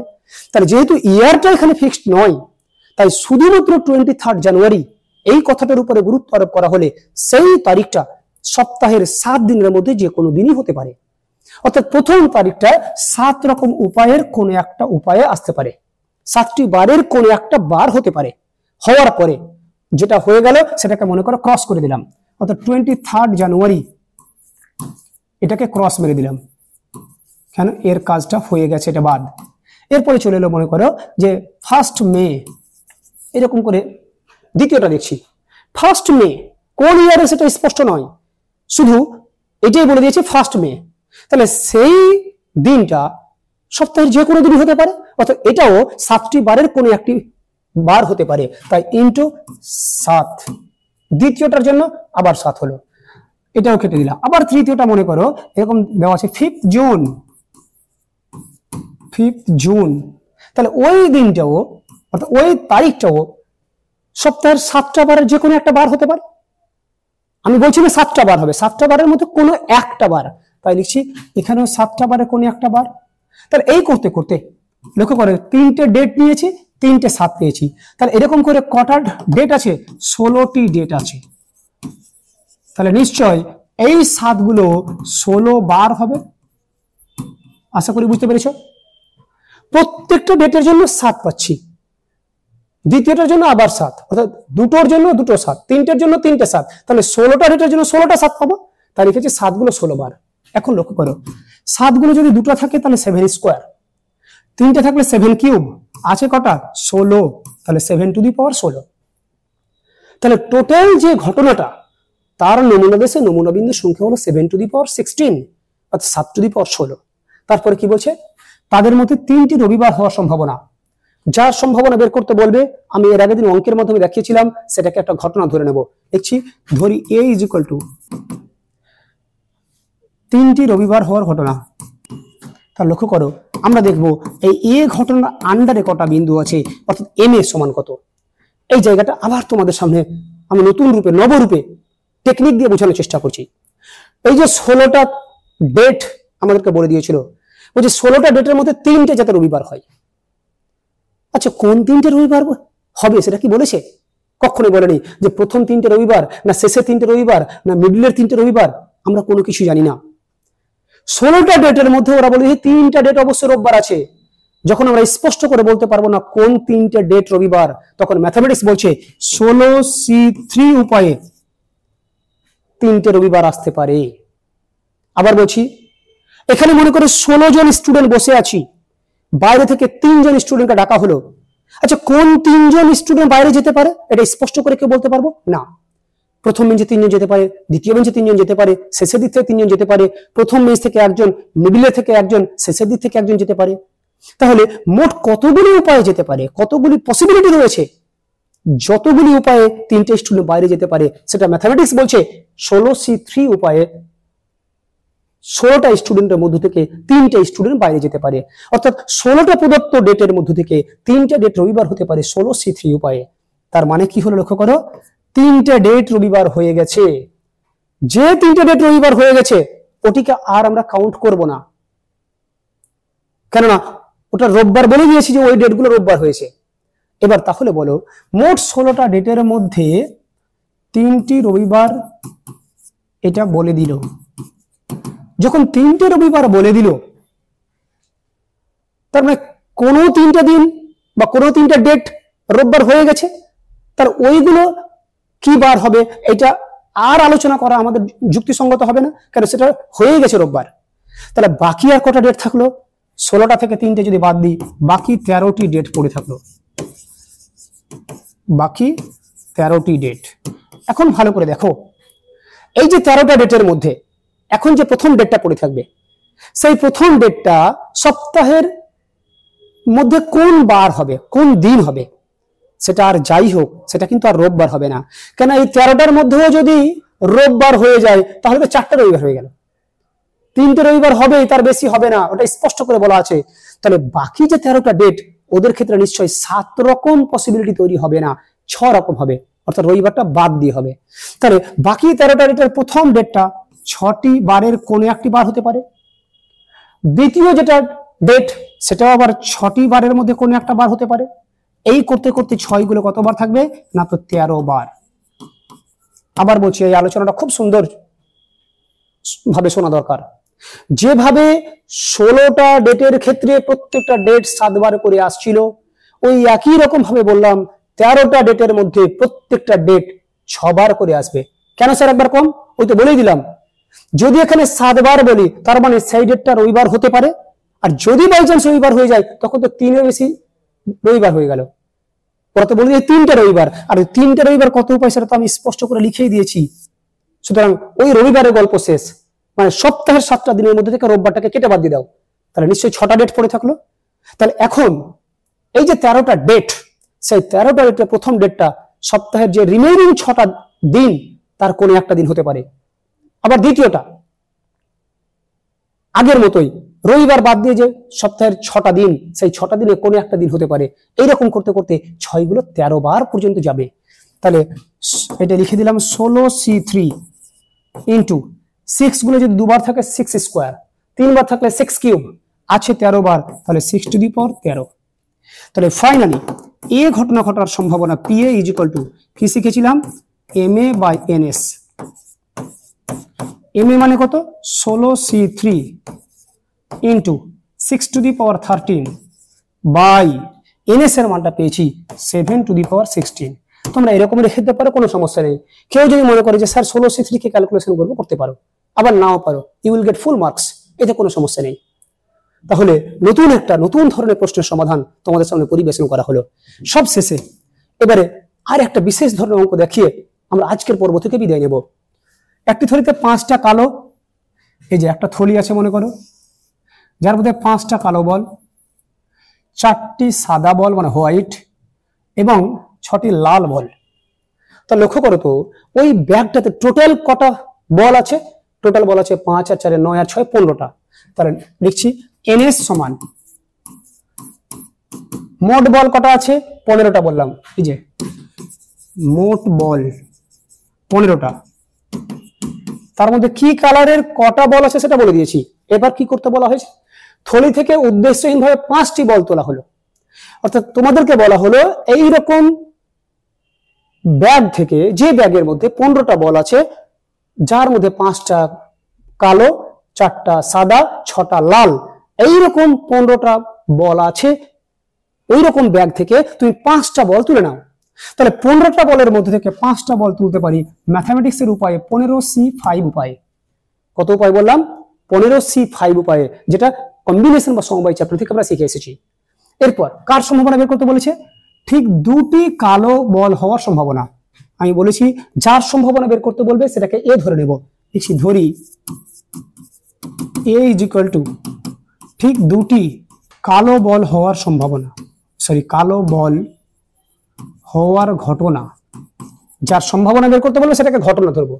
এবার দেখবো MA সমান কত, এই কথাটা বুঝতে হবে। মোট কটা বল ছিল, 15টা।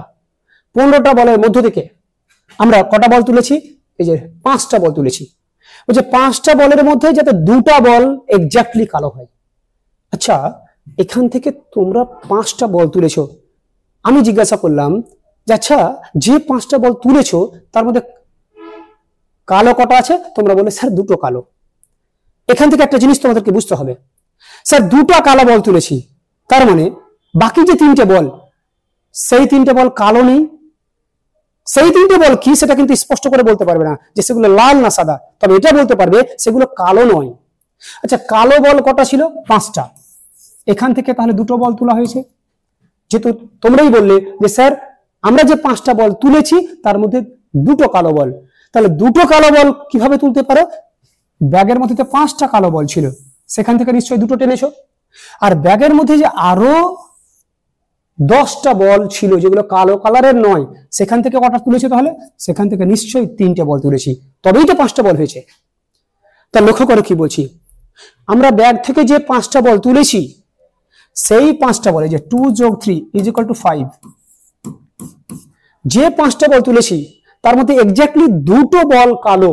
তাহলে 2টো কালো বল হতে গেলে 5টা কালো বলের মধ্যে থেকে 2টো কালো বল তুলেছো, এবং কালো বাদ দিয়ে যে 10টা বল, এই যে 6 + 4 = 10টা, এই 10টা বলের মধ্যে থেকে নিশ্চয়ই তোমরা 3টে বল তুলেছো, তবেই টোটাল 5টা বল তোলা হয়েছে। তাহলে ওটাই লিখবো যে 5টা কালো বলের মধ্যে থেকে 2টো কালো বল তুলতে পারি 5C2 উপায়ে, এবং একই সঙ্গে বাকি যে 4 আর 6 10টা বল, সেই 10টা বলের মধ্যে থেকে আমরা 3টে বল তুলেছি, তবেই টোটাল দেখাচ্ছে 2 আর 3 = 5টা বল তোলা হয়েছে। কেউ তোমাদের মধ্যে এরকম ভাবছো যে স্যার এখানে তো 2টি কালো বল হওয়ার কথা বলেছে, তাহলে 5টা বলের মধ্যে থেকে 2টি কালো বল তুলে নিলাম 5C2 উপায়ে, এটা লিখলেই তো হতো না স্যার। তোমাদেরকে প্রথমেই বলা হয়েছে মোট 5টা বল তুমি এখান থেকে তুলে নাও। তাহলে 5টা বল তুমি তুলে নিয়ে চলে গেলে, তারপরে জিজ্ঞাসা করলাম কটা কালো বল, তোমরা বলে স্যার 2টো কালো বল। কারণ আরো যে 3টে বল তোমার পকেটে আছে, তোমার কাস্টডিতে আছে, সেই 3টে বল সম্পর্কে কোনো কথা আমাকে জানালে না। তার মানে এই 3টে বলের কথা জানালে না, তার মানে এটা কিন্তু ভুল ধারণা। এই 3টে বল কিন্তু এখনো তোমার পকেটে আছে, যে তিনটার কথা তোমাকে বলা দরকার, তার ওই তিনটা বলার কথা কি বলবে, যে সেগুলো স্যার নিশ্চয় বাকি যে 10টা, 4টা সাদা 6টা লাল ছিল ওইগুলোর মধ্যে থেকে তুলেছি, সেটাই লিখেছি। Finally PA is equal two কি ফর্মুলা ছিল, MA/NS। MA মানে পেলাম 5C2 ইন্টু 10C3 বাই কত, NS এর মান হচ্ছে 15C5। ব্যাস, এইটাকে যদি আমরা ক্যালকুলেশন করতে পারি তাহলে রেজাল্টটা পেয়ে যাব। 5C2 মানে হচ্ছে 10, এটা মানে হচ্ছে 120, আর নিচেরটা মানে হচ্ছে 3003। ব্যাস, ক্যালকুলেশন যদি হয় ক্যালকুলেশন করে দিতে পারবো। কি করব দেখো, 3 দিয়ে যদি কাটাকুটি করি, 3 40 120, 3 দিয়ে কাটলে 1001, তাহলে উপরে পড়ে থাকলো 400 বাই 1001। ব্যাস, এটা হচ্ছে আমাদের ফাইনাল অ্যান্সার। কি করেছি লক্ষ্য করো, 3 দিয়ে 3 40 120, 3 দিয়ে 1001, 40 দিয়ে 10 কে গুণ করলে 400, নিচে 1001 যেমনটা ছিল রেখে গেল। ব্যাস, আজকে তোমাদের সামনে প্রবাবিলিটি সম্পর্কিত সমস্ত ধারণা আগে ক্লিয়ার করা হয়েছে চিত্রাকারে, প্রমাণ সহকারে। তারপর তাদের প্রত্যেকটা ফর্মুলা প্রয়োগ একে একে অঙ্কের মাধ্যমে দেখানো হলো। আজকে আমরা যতটুকু দেখালাম প্রবাবিলিটি অনেকটাই ক্লিয়ার হয়ে গেছে, কিন্তু এরপরেও প্রবাবিলিটি আরো বিশেষ বিশেষ কিছু অঙ্ক রয়েছে যেগুলো আমাদের পরীক্ষার জন্য ভীষণ ইম্পর্ট্যান্ট, যেগুলো আমাদের প্রবাবিলিটি সম্পর্কিত ধারণাকে আরো বেশি সমৃদ্ধ করবে। সেই সম্পর্কিত কয়েকটা প্রবলেম আমরা এর পরের পর্বে আলোচনা করে তোমাদের সামনে দেখানোর চেষ্টা করব। তবে আজকে এই পর্যন্তই। সুস্থ থেকো, ভালো থেকো। এই ধরনের এডুকেশনাল ভিডিও আরও দেখতে চ্যানেলটিকে সাবস্ক্রাইব করে এলিট পরিবারের মেম্বার হয়ে যাও। Thank you so much and always remember, knowledge worth sharing.